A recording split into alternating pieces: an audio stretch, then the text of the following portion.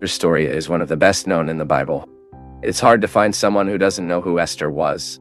After all, the story of a young orphaned Jewish who lived exiled in Persia and, surprisingly, became a woman of the world's most powerful emperor at the time, in fact, holds the attention of many people. And not just that. Esther was a fundamental piece within the plan of Livramento that God granted to his people. If you do not know, in Esther's days, the Jewish people were under strong threat, at risk of being completely destroyed. So how did all this happen?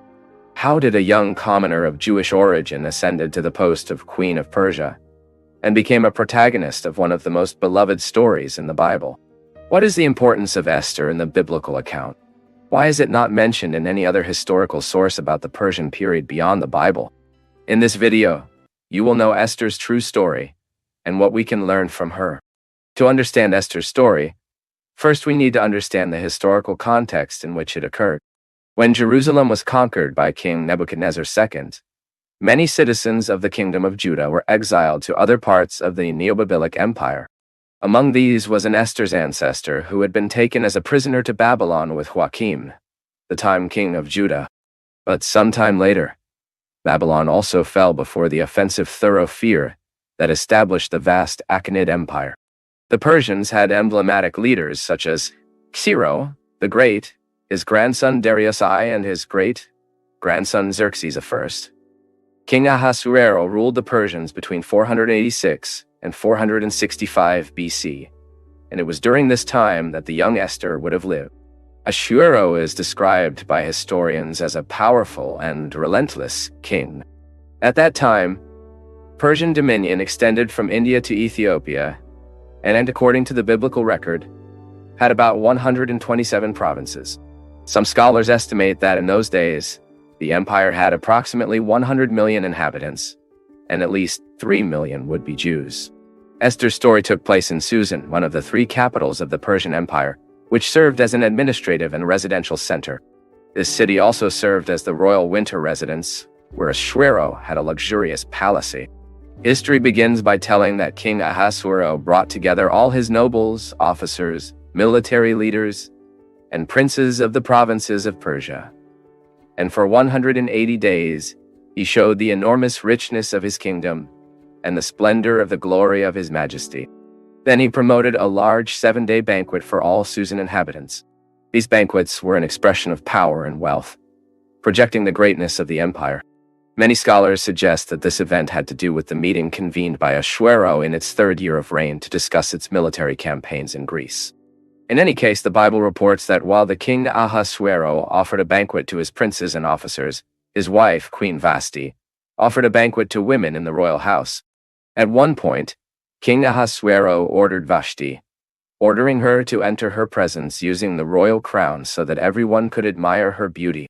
The queen, however, refused to fulfill such order, because most likely this order implied in some dishonorable situation to her. With the refusal of Queen Vashti, she kicked her out of her post later, when the outrage of Ahasuerus had already passed, and perhaps he missed her. His counselors suggested that he summons the virgin. Good-looking girls in his kingdom, in his kingdom, in his kingdom. Choose from them your new queen. One of these young virgins was a Jewish orphan girl named Hadassah, a name of Hebrew origin meaning myrta, a type of shrub. Hadassah was Abiel's daughter and was raised by his cousin Mardochai, a man from the tribe of Benjamin, son of Jair, grandson of Simei and great-grandson of Kiz. Hadassah was also known as Esther, probably her Persian name. We can say that she lived between 2 very distinct worlds: her Jewish creation and the pagan society of Susan, in which she had to live. It is possible that the name Esther is derived from the word Persian to star, but some scholars suggest that perhaps this name is linked to the name of the goddess Star, an ancient Babylonian deity. In the biblical text, Esther is described as a very beautiful and attractive woman, to the point of being told among the most beautiful young people in the whole kingdom, and chosen to present herself as one of the candidates before the king. Esther underwent a type of beauty treatment for 12 months. After this period, Esther was led by one of the eunuchs to the presence of Ahasuerus. The young women were taken to the king and then no longer returned to him, except if the king liked any of them and called her by name. This is what happened to Esther. The Bible, he says that the king loved Esther more than all women, and she reached him in favor and benevolence more than all the virgins. The fact that Esther reached favor before the king meant that she had gotten the necessary liking to survive at court. Obviously, this was the result of divine providence. Thus, Esther was crowned queen instead of Vashti, and the Ashur king gave a great feast to all his nobles and officers. Vashti's deposition occurred in the 3rd year of the reign of the assembly king. Esther, on the other hand, was taken to the king Ashur in the 7th year of his reign. This suggests that approximately 4 years have passed between Vashti's deposition and Esther's choice as queen. During this time, divine providence was certainly in action to prepare Esther for its crucial role in the history of the Jewish people. Already next to Ahasuero, Esther helped dismantle a conspiracy discovered by her cousin Mordecai.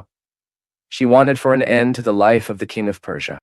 However, unexpectedly, the biblical text changes the focus of history to promote a man named Aman, Agagita, who was an important minister of the Achaemenid Empire. Aman's description as the biblical writer records that a man was promoted by King Ahasuerus to a position of great power and authority of all the other princes of Persia. Then all the servants of the kingdom, gate of the palace, were ordered to bow and reverence Aman. And this included Queen Esther's cousin. However, Mordecai refused to bow or pay tribute to Aman. This refusal was perceived as a great disrespect and deeply injured Aman's pride. However, Aman's wrath against Mordecai has become not only personal, but ethnic hatred. He decided that it would not be enough to punish just Mordecai. Instead, he planned to destroy all Jews of the Persian Empire. Aman persuaded King Ahasuerus to issue a decree to destroy, kill, and annihilate all Jews, young and old, women and children, in a single day, offering a great sum of money for the royal treasure as an incentive. The king, trusting in Aman, granted him the royal ring to seal the decree, which was sent to all provinces. Mordecai told Esther the terrible plan of Aman and asked him to intercede before the king. Queen Esther could not enter the presence of the king without being called, as this would mean putting her own life at risk. Then Mordecai pointed out to Esther that God, in his providence, could have orchestrated all the events of his life to put her exactly in the position where she was, so that she could act in favor of the Jews. It is worth mentioning that until then the king did not know that Esther was of Jewish origin, and therefore he was unaware that, persuaded by Aman, he had decreed the extermination of his own people of your queen. Faced with the delicate situation, Queen Esther urged all Jews to fast for 3 days, as she would risk and enter the king's presence. 3 days later, Esther did with her real costumes and entered the inner courtyard of the king's house. The suite, seated on his throne, saw Esther stopped in the courtyard and extended the golden scepter in his hand in favor of Esther, allowing her to approach. The king asked what she wanted and told her that she would give her even half of her kingdom. Esther, acting with a lot of wisdom, just invited Cairo and Aman to a feast she had prepared. Then at the time of the banquet, Esther asked the king permission to prepare a second feast the next day for him and Aman. Aman went to his house to boast about his friends and family for the prestige he had achieved in the empire. However, his hatred against Mordecai and the Jewish people were still stronger than ever. And their families, they gave the idea of preparing a great gallows for Mordecai. Just that night, the king could not sleep and asked the kingdom records to be read to him. Reading included the story of how Mardochæus had saved the king's life by denouncing the conspiracy that would end his life. It is really remarkable that this happened just when Aman was planning to ask the king permission to hang Queen Esther's cousin. The king asked about Mordecai's reward for that maid, and when he found out that he had not been rewarded, he asked Aman not to mention the name of Mordecai, to honor the man the king wanted to honor. Aman, thinking that the king referred to himself, suggested an elaborate celebration. But for his great humiliation, he was forced to honor Mordecai publicly. After the honor, Aman went home very boring. However, as soon as the Ahasuerus officers were to pick him up for the second banquet promoted by Queen Esther, in the second feast, Esther revealed to the king that she was Jewish and that all her people were sentenced to death because of an Aman's plot. The king was very furious and left the banquet, going to the palace garden. Aman, knowing that the situation had been extremely complicated for him, decided to stay there to plead with his own life, Queen Esther. But when the king returned to the banquet's house, he found a man lying on Esther's couch. That was a violation of irreversible protocol, for the king understood that Aman had tried to rape the Queen of Persia. Then the servants of the Alero court understood that this was the end of the line to Aman and covered his face. Sometimes it was a custom between the Greeks and Romans to cover the face of a sentenced to death. But among the Persians, this is the only reference of this custom. In any case, Aman was hanged on the very force he had prepared for Mardukil. As the king could not revaging the previous decree, Queen Esther was able to cause a new decree to be published, giving Jews the right to self-defense and to destroy, kill, and annihilate anyone who threatened them.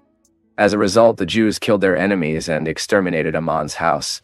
Even Queen Esther got the authorization from Ahasuero to extend for another day in Susan, perhaps in an indication that there was in that great hatred city against the Jews. In all, more than 75,000 enemies of the Jewish people were killed. Although the second decree allowed the Jews to plunder the goods of their enemies, they did not collect their spoils. Perhaps here this can be seen as a contrast with the episode in which the spoils of Amalekites were taken in Saul's time, a fact that led to the ruin of the first king of Israel. And it was precisely in the context of Esther's story that the Purim feast came to be celebrated among the Jews by the deliverance that experienced. The covenant people had survived an irrevocable decree of death. Over time, it is true that many critics have challenged Queen Esther's historicity, especially for her absence in other historical sources other than the Hebrew Bible. Many theologians even had difficulty accepting the canonicity of the book that records the story of Esther. However, some details about the life of the Persian court in Susan and the offensives of Xerxes against the Greeks seem to harmonize very well with the scenario proposed as the background of Esther's book.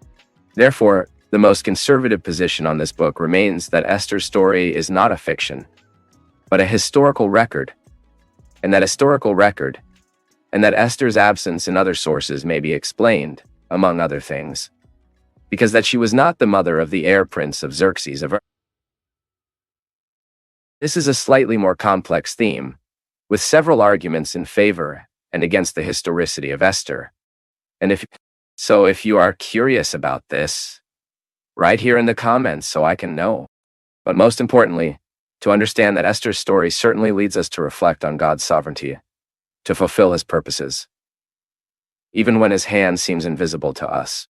No, Esther's book does not mention God directly. No great miracle is quoted in this book. However, divine providence was clearly present and directed every detail of the story, even through events that, in human eyes, seem to be ordinary or random.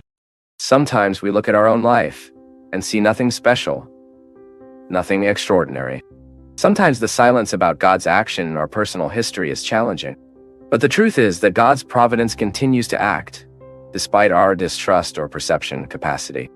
In addition, Esther's story teaches us about the importance of trusting God, even though this puts our own lives at risk, and that we must pay attention to the fact that it is necessary to act wisely, always interceding God so that directs our actions.